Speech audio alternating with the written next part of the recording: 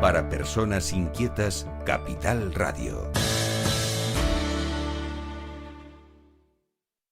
El remate, con Miguel Ángel González Suárez. Bueno, ya tengo aquí en el estudio número 2 al profesor Eduardo Pintado, que por cierto es su último programa. Nosotros no, nosotros seguimos hasta que acabe el mes de julio. Él no, él ya se va de veraneo. No se va a Tailandia ni a Nueva York, se va al norte de Tenerife. Eduardo, buenos días. Sí, buenos días a todos los radio oyentes. Antes que nada, por cierto, Sí. que a ti se te ha olvidado, Sí. el otro día tuve un desliz. ¿Sí? Sí. A ver. Sí. Y que un sabio y ¿Te corrigió? un buen radio oyente ¿Te corrigió? fiel nos corrigió. Sí. ¿No te acuerdas? No, cuéntame a ver. Pues sí. Yo tengo desliz de eso Pues todos sí. los días 25. Porque confundí la invasión Sí.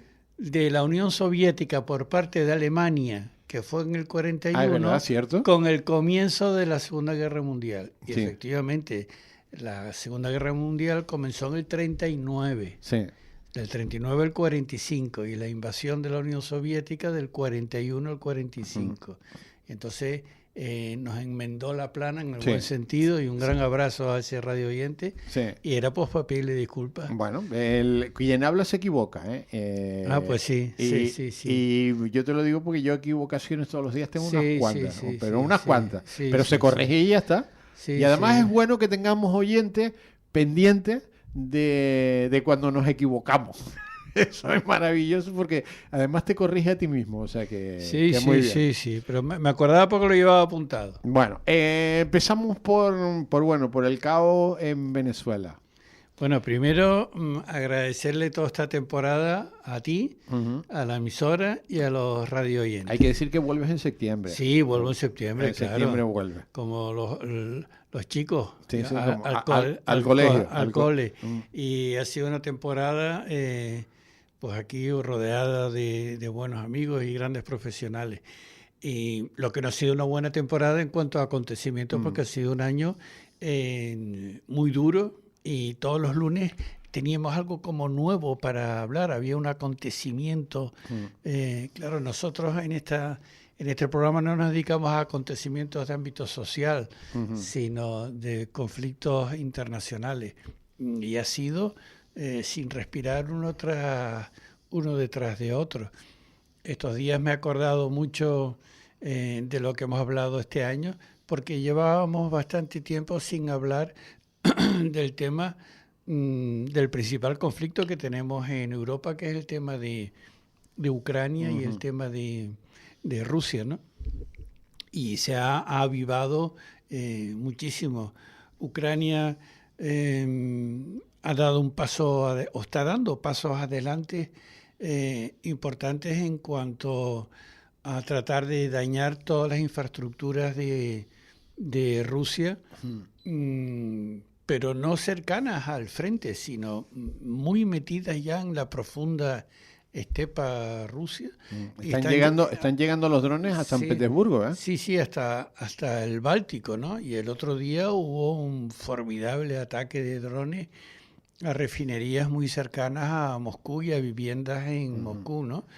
Se notó por primera vez hace muchos años en la reunión del Parlamento ruso, y después en otra presencia que tuvo Putin delante de todos los parlamentarios de su propio grupo, de su propio partido, que Putin hace años que no se le veía así, excesivamente prudente, serio, y avisando de que nos esperan a todos tiempos duros, ¿no? Eso quiere decir que le está haciendo efecto los ataques de Ucrania, ¿no? Ucrania también en las últimas semanas se ha visto favorecido por que ha entrado, digamos, cantidades importantes de fondos europeos. Eso le permite a Ucrania, pues, muchas inversiones y muchos gastos en temas militares. Sin embargo, lo que es en las ofensivas terrestres, ahí Ucrania no avanza, más bien va retrocede poco a poco, va cediendo terreno a costa de mucho sacrificio por parte de la infantería rusa, ¿no? Pero ahí van avanzando. Y el tercer factor es que ya no es la parte norte del frente en donde más hincapié está haciendo Ucrania, sino en la zona sur, en la zona de Crimea. Trata por todos los medios de cortarle el suministro eléctrico, agua potable y dañar las infraestructuras que unen, los dos grandes puentes que unen a Crimea con el resto del continente, ¿no? Y por ahí le está haciendo mucho daño. Eso es en cuanto a lo que ha sido.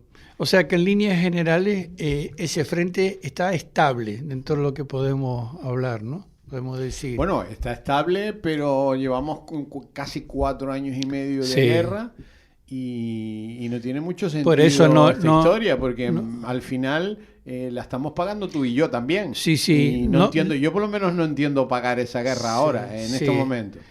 Me refiero a estable en cuanto a que no hay grandes avances y retrocesos terrestres, ¿no? Yo particularmente pienso que Rusia debería de ya poco a poco, digamos, poner encima de la mesa el que quiere seriamente comenzar un proceso de paz, ya que pues prácticamente el 90% de lo que aspiraba a nivel de ganancia territorial lo ha ganado. O sea que ya prácticamente, excepto zonas en la parte del norte, pues ya no tendría sentido desde mi punto de vista que sigan con este enorme desgaste, que a su vez, como bien dices, pues tiene repercusiones en el resto de Europa, ¿no? Hoy mismo, o ayer creo, como resultado de los distintos conflictos que hay, el gobierno español ha alargado, no sé si son 3 o 4 meses más. El tema de las medidas anticrisis. Toda una serie de medidas anticrisis, claro, medidas anticrisis mayoritariamente promovidas por los dos grandes focos que hay de inestabilidad en el mundo, ¿no? El frente ruso y después el frente del estrecho de Hormuz, el conflicto entre Irán y Estados Unidos. Ya la semana pasada, recuerdo que hablamos de que podría haber serias dudas de que aquella incipiente firma entre Estados Unidos e Irán, que se iba a culminar en el fin de semana, saltara por los aires, ¿no? No ha saltado totalmente por los aires porque es que seguir las ruedas de prensa de Trump y las distintas versiones que se dan de él en distintas cabeceras de periódicos europeos es difícil, porque salta de un extremo a otro y no coge la mediana. Es muy difícil seguirle, pero el hecho puntual es que este fin de semana comenzaron otra vez los bombardeos, muy selectivos, eso sí, de las Fuerzas Aéreas Americanas y también Irán lanzando misiles a las infraestructuras que es el punto débil por parte de los aliados de Estados Unidos en los países del Golfo, sus refinerías y su infraestructura, ¿no? Y claro, ¿qué pasa? Es que aquí está clarísimo, yo lo tengo muy claro, que si por mucho que quiera Estados Unidos, que a lo mejor yo no lo dudo, o que quieran Irán llegar a un fin de este proceso que tanto daño colateral le está dando a Europa, hay un tercer actor que si no quiere y quiere entorpecer este proceso, siempre lo hará, que es Israel. ¿hasta cuándo Israel va a seguir desobedeciendo las directivas y las directrices que emanan del Pentágono? No lo sé, no lo sé. Se decía siempre, vuelvo a repetir, siempre guiándome por las cabeceras de la prensa alemana, que es la que más sigo, que tenía muy estrecho margen de maniobra el ejército israelí si el Pentágono ordenaba el cese. Bueno, pues por lo visto no es así, no es así. Bueno, de hecho, hay una noticia de estos días que van a preparar asentamientos ya en el norte de Gaza, Sí. Los israelitas, Sí. y yo supongo que lo mismo va a ocurrir en el sur del Líbano, Sí. o sea, lo tengo claro. Y entonces, pues, es que ponen entre la espada y la pared a Irán, ¿no? Porque Irán, como razón sine qua non, ha dicho que sí, que, en fin, yo firmo, pero hagan el favor, dicho en clave de humor, ¿no? Hagan el favor de parar el tema de las incursiones en el sur del Líbano, ¿no? Sí, en el Líbano, sí. Eso no se está cumpliendo y claro, veo este tema hasta que Israel no se siente seriamente en la mesa, se conforme con el daño que ya ha hecho, ¿no? Y con la debilidad que le ha, en fin, en la situación tan débil que sus Fuerzas Armadas han dejado a Hezbollah en el Líbano y a Hamas en Gaza, ¿no? Que prácticamente han sido trituradas, ¿no? Han sido trituradas, pues si Israel se aviene, pues este proceso acabará en cuestión de 24 horas. Pero claro, Hezbollah y Hamas sí lo creo, ¿no? Pero Hezbollah parece que todavía tiene fuerza para responder y eso le da argumentos a Israel. Bueno, ayer bombardearon para seguir, un ¿no? túnel de esto lleno de Sí, armas sí. y tal, o sea que... Y después también están los hutíes del sur del Yemen, ¿no? Que son los dos estrechos básicos, ¿no? Uno para entrar al canal de Suez, el otro para salir de Irán, el estrecho de Hormuz, ¿no? Dos sitios estratégicos que pueden ser fácilmente atacados por estas fuerzas irregulares. De esta guerra ahí con Irán, los países productores de petróleo están implementando medidas para si vuelva a ocurrir que no sean tan afectados. De hecho, ya están haciendo oleoductos nuevos, están buscando salidas nuevas y en algún momento otra vez se plantea la situación de Irán que no afecte a sus economías, ¿no? Bueno, y a la economía mundial, porque al final nos estamos dando cuenta que todo el tema de energías renovables y todo eso está todo en pañales. Pero en pañales, aunque nos hayan contado... No, y además es cierto lo que tú dices de que se van a emprender infraestructuras importantes que atraviesen toda la península arábiga, o sea, de un mar a otro, ¿no? Pero claro, el origen en sí, las refinerías en sí, las productoras en sí, que están muy cerca de la costa, están como quien dice a tiro de piedra de Irán. Está enfrente, bueno, a tiro de piedra Irán, no, enfrente. Tú desde la costa de Omán ves la costa de Irán, o sea... Y entonces ahí siempre va a haber un lado débil y de hecho son las diplomacias de los Emiratos y de esos pequeños países, ¿no?, del Golfo, son los que más están presionando por un lado para que esto acabe de todas maneras, de una vez. Irán, y después hay Irán vive de petróleo también. Hay también una frontera terrestre que es al lado, que es Kuwait, ¿no? Bueno, y después, claro, está la historia que un día hablaremos del lío que tiene Kuwait con los Emiratos. Que también tienen, ahí entre ellos también tienen sus más y sus menos. Sus grandes diferencias. Tienen sus más y sus menos. Entonces, pero bueno, digamos que estos han sido los dos grandes episodios que ha habido estos últimos meses, ¿no? Después sigue habiendo conflictos locales de los cuales se habla muy poco. Aquí en la emisora sí hemos tratado de ponerlo encima de la mesa. Para mí el tercer gran conflicto que hay en el mundo, que no es tan visible, pero es terrorífico en cuanto a las consecuencias, incluso mucho peores que los dos anteriores, ¿no? Que es la hambruna del Sahel y la inestabilidad política del Sahel. O sea, desde el Mar Rojo hasta el Mar Atlántico, ¿no? Toda esa enorme franja es una colosal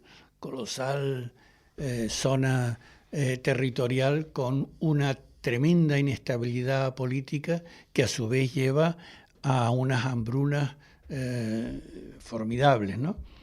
Que a su vez llevan a movilizar masas enormes de refugiados, que a su vez también nos toca a nosotros con un tristísimo efecto dominó, y hace que las puertas del Atlántico se abran a los dramas que hemos vivido ya de cerca. O sea, cómo se ve que al final es como si fuese la penúltima ficha del dominó, ya cae sobre nosotros, ¿no? Que eso ya está ahí al lado, ¿no?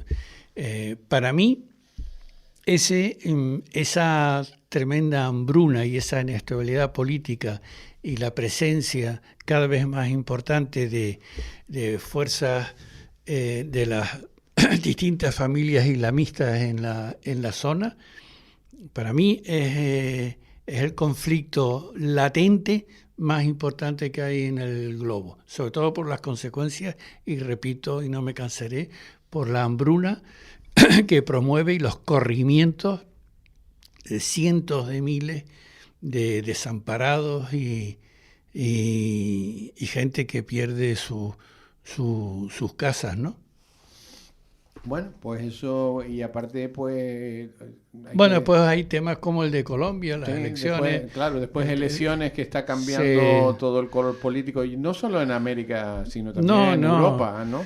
No, en Europa la composición, creo, la próxima composición del Parlamento Europeo va a ser absolutamente irreconocible para los que llevamos 20 o 30 años siguiendo las políticas del Parlamento Europeo. O sea, va a haber un cambio profundísimo, y de la prácticamente no existencia hace 25 años, no representaban ni el 3% del conjunto de europarlamentarios, la extrema derecha o los partidos conservadores pueden llegar a tener un peso ya no importante, sino vital. Eso quiere decir que hay un corrimiento importante hacia posiciones en toda Europa, pero desde Finlandia, Suecia, Noruega, Inglaterra, Alemania, Polonia, en fin, por todos los países europeos, Portugal, Italia, en todos los países, esas fuerzas políticas más o menos conservadoras están tomando un posicionamiento importante. Y sigo sin ver entre muchos politólogos o creadores de corrientes de opinión, sigo sin ver el análisis serio de lo que está ocurriendo. O sea, explican el hecho en sí, critican el hecho en sí, pero no discuten el por qué esto está ocurriendo, que es donde está el quid de la cuestión, ¿no? ¿Y por qué? ¿Por qué crees, Eduardo? Bueno, uno de los factores principales es el desencanto de los partidos políticos de corte clásico. El cabreo el clásico, de la sociedad. O sea, aquí ha habido... La sociedad dice, estos son unos golfos, voy a votar a los contrarios sin conocerlos, además. Dos grandes corrientes de opinión construyeron la Europa que conocemos hoy después de la Segunda Guerra Mundial. Los socialdemócratas, por un lado, y los demócratas cristianos, por otro lado. También había otras fuerzas menores, como los liberales, y la fuerza que tuvo en su día en algunos países el Partido Comunista, ¿no? En Francia y en Italia, sobre todo. Esos fueron los grandes pilares de la construcción de lo que hoy conocemos como Europa Occidental y de la constitución del Parlamento Europeo, ¿no?